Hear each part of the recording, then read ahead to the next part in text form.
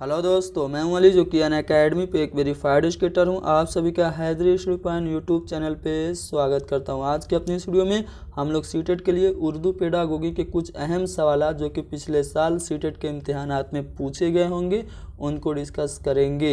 इससे रिलेटेड पिछले वीडियो में हमने कुछ अहम सवालों को डिस्कस किया है। अगर आप लोगों ने वो वीडियो नहीं देखी है तो मैं आपको सजेस्ट यही करूँगा कि उस वीडियो को देख लीजिए, डिस्क्रिप्शन में आपको लिंक मिल जाएगी। तो चलिए शुरू करते हैं।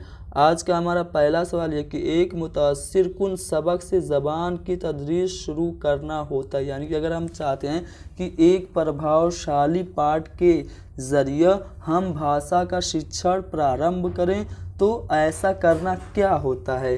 क्या समयी तरीक़ाकार के ज़रिए मकसद को वाज़े करना होता है, यानी कि हम दृश्य सामग्री के ज़रिए जो हमारे पढ़ाने का उद्देश्य है उसको स्पष्ट करें, या फिर ब्लैक बोर्ड पर लिखना होता है, या फिर सभी तरीक़ाकार के ज़रिए मकसद को वाज़े करना होता है। यानी कि जितनी भी शिक्षण विधियाँ हैं सभी का इस्तेमाल करके मकसद को वाज़े करना होता है, या फिर सरगर्मी के साथ तालिबे इल्मों की बहाली को बढ़ाना होता है। तो दोस्तों, अगर मैं बात करूं एक प्रभावशाली सबक से ज़बान की तदरीस को शुरू करने का, तो हम लोग सबसे पहले क्या करेंगे, बच्चों के लिए गतिविधि करेंगे, उनको एक्टिविटी कराएंगे, और एक्टिविटी के साथ हम लोग बच्चों को क्या करेंगे, बिल्कुल तत्पर कर देंगे, तैयार कर देंगे सबक को पढ़ने के लिए। यानी कि हम सरगर्मी के साथ तालिबे इल्मों की बहाली करेंगे। जब वो तत्पर रहेंगे सीखने के लिए तो हम उनको जो भी पढ़ाएंगे वो आसानी से सीख लेंगे। यानी कि जो सबक होगा वो अस्थाई होगा, परमानेंट होगा और जल्दी भूलेगा नहीं। तो चौथा वाला ऑप्शन हमारा सही जवाब हो जाएगा। अगला सवाल कि मुआजलती तालीम एक अमल है। अब मुआजलती तालीम उर्दू का बहुत मुश्किल लफ्ज़ आपको लग रहा होगा। अगर मैं इसको हिंदी में बता दूं कि मुआजलती तालीम को हम लोग कहते हैं उपचारात्मक शिक्षण, यानी कि रेमेडियल टीचिंग, तो आप समझ गए होंगे रेमेडियल टीचिंग क्या होता है। रेमेडियल टीचिंग होता है बच्चे की परेशानियों को, उसकी समस्याओं को पता लगा करके उस समस्या को दूर करने के लिए जब हम लोग बच्चों को शिक्षण देते हैं वही तो होता है उपचारात्मक शिक्षण। तो मुआवजती तालीम क्या है, क्या ये मनफी तरीक़ाकार है? जी नहीं दोस्तों। क्या नज़रियाती है? जी नहीं दोस्तों।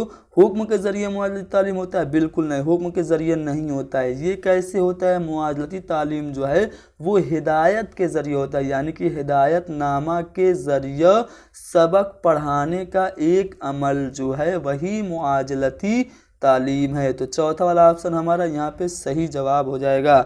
अगला सवाल कि रवानी के साथ पढ़ने का मकसद है। कोई भी चीज़ अगर हम रवानी से पढ़ रहे हैं तो इसका मकसद क्या है? क्या हम लोग क़िराअत की तौसी, ये हमारा मकसद है, यानी कि हम ज़्यादा से ज़्यादा पढ़ लें, या फिर मालूमात हासिल करना, या फिर दिलचस्पी यानी कि इंटरेस्ट बढ़ाना, या फिर तफसील से मज़ीद मालूमात हासिल करना। तो दोस्तों, आप लोग कह सकते हैं कि रवानी के साथ पढ़ने का मकसद है मालूमात हासिल करना, लेकिन आपका जो उससे भी बेटर ऑप्शन है वो ये है कि तफसील से मज़ीद मालूमात, यानी कि पूरा डिटेल से ज़्यादा से ज़्यादा जानकारी हासिल करना, यही रवानी के साथ पढ़ने का मकसद है। इसलिए हम लोग यहाँ पे चौथे वाले ऑप्शन को सही मानेंगे।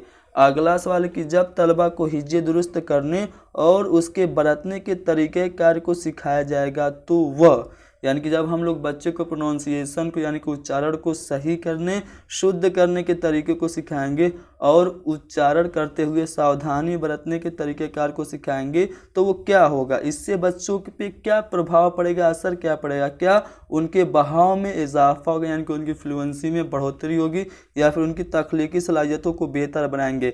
क्या हम लोग उनकी क्रिएटिविटी यानी कि सृजनात्मकता को बेहतर बनाएंगे जब हम लोग बच्चों को कहेंगे कि आप हिज्जे दुरुस्त करो, या फिर उनके सीखने की महारत यानी कि जो उनके सीखने का कौशल है उसको तेज़ करेंगे, या फिर उनकी इस्लाह करके बेहतर बनाएंगे? तो दोस्तों, जब हम लोग बच्चों को प्रोनाउंसिएशन को सही करने और उसको बरतने के तरीक़ेकार को सिखाएंगे तो हम लोग क्या करेंगे, उनकी इस्लाह करके उन्हें और बेहतर बनाएंगे।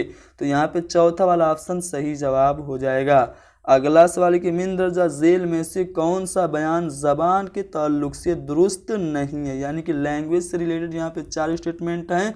तो ये चारों स्टेटमेंट्स में कौन सा एक ऐसा कथन है जो कि भाषा के संदर्भ में सही नहीं है?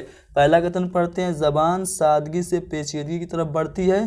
दूसरा है मसनूई ज़बान तहरीर की तरफ बढ़ती है। ये तो बात सही है, जो हमारी मसनूई ज़बान होती है जिसको हम लोग कहते हैं कृत्रिम भाषा, वो धीरे धीरे क्या करती है, तहरीर की तरफ बढ़ती जाती है। और ये भी बात सही है कि हर ज़बान की अपनी ज़ाती शक्ल होती है। ठीक है, हिंदी आपकी लिखी जाती है बाएं से दाएं, उर्दू लिखी जाती है आपकी दाएं से बाएं। तो हर ज़बान की अपनी एक ज़ाती शक्ल होती है जिसको हम लोग कहते हैं लिपि होती है। और ज़बान का जो ताल्लुक़ होता है वो तहज़ीब व तमद्दुन यानी कि संस्कृति से भी होता है। तो यहाँ पे दूसरा, तीसरा और जो चौथा जो कौल है वो ज़बान के मुतालिक बिल्कुल दुरुस्त है, लेकिन हमसे पूछा जा रहा है कि ज़बान के मुतालिक कौन सा बयान जो है वो दुरुस्त नहीं है। तो यहाँ पे जो पहला वाला बयान है कह रहा है कि ज़बान सादगी से पेचीदगी की तरफ बढ़ती है, ये बिल्कुल गलत है। ठीक है, अगर आप इसको उल्टा लिख देते पेचीदगी से सादगी की ओर बढ़ती है तो ये आपका सही हो सकता था। इसलिए यहाँ पे हमारा जो सही जवाब हो जाएगा वो पहला वाला ऑप्शन हो जाएगा। अगला सवाल है कि क्लासरूम की मश्क ज़्यादा बेहतर सेगाई ज़बान की तरक्की होती है।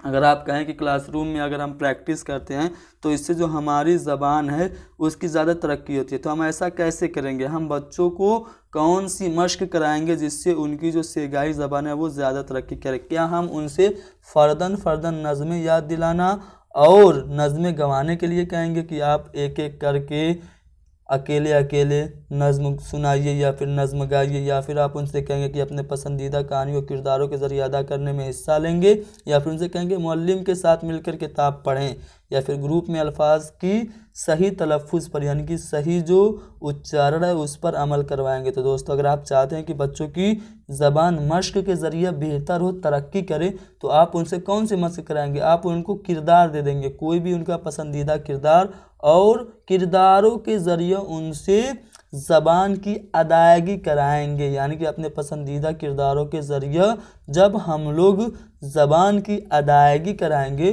तो बच्चे की जो सेगाई ज़बान है उसमें तरक्की होगी। तो दूसरा वाला ऑप्शन बिल्कुल सही जवाब है।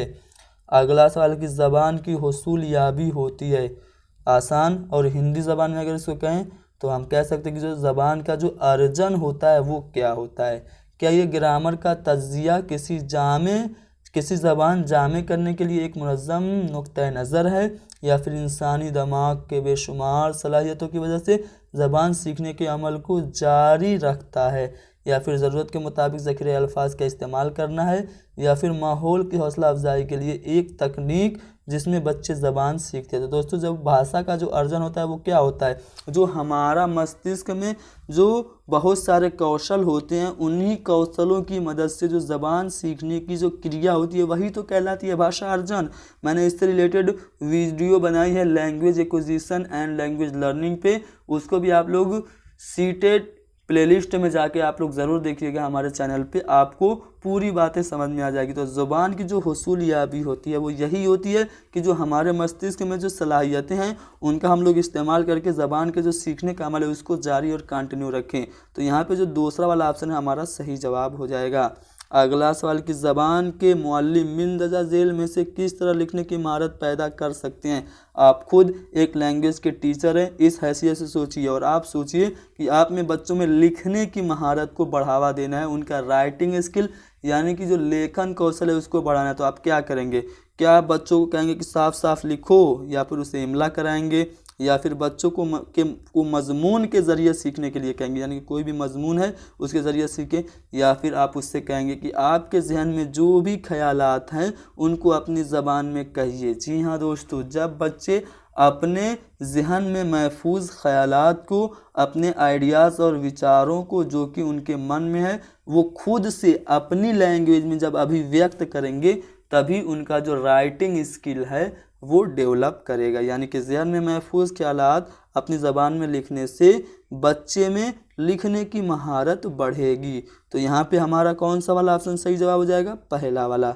उम्मीद करता हूँ समझ में आ रहा होगा। चलिए अगला सवाल देखते हैं। कहा जा रहा है कि क्लासरूम की मश्क, ये क्वेश्चन तो आ चुका है पीछे, ठीक है। बढ़ते हैं अगले सवाल की तरफ, देखते हैं अगला सवाल कि मिंदजा झेल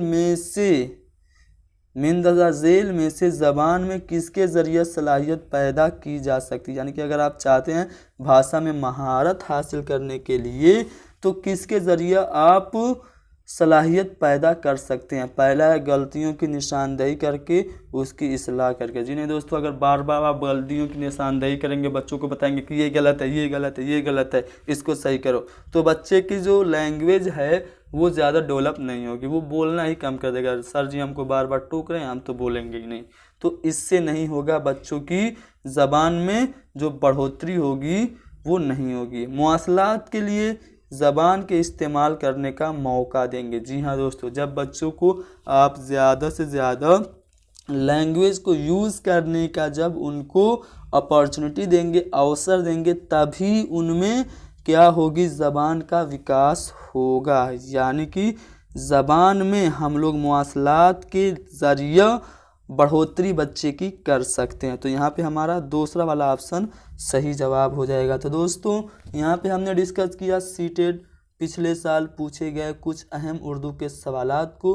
उम्मीद करता हूँ कि सवालात समझ में आ गए होंगे। समझ में आ गए हैं तो लाइक करिए, कमेंट करके बताइए कि हमारी वीडियोज़ आपको कैसी लग रही है। और सीटेट के लिए आप सभी को दुआएं।